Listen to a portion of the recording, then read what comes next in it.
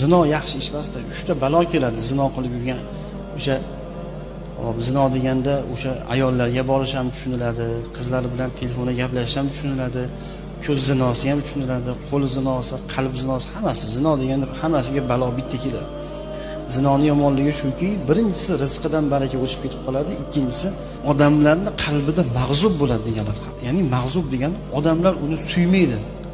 Kelsa ana kelyapti, ya'ni odamlar diqqat qilib suymaydi.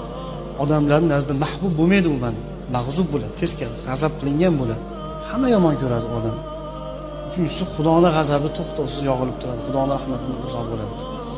Yaxshi ish emas bu. Bo'yda bo'lsa zinoga yurib ketib qolyaptimi, tushib ketib qolyaptimi, uylansin, harakatni qilsin. Qarz olib bo'lsa ham uylansin.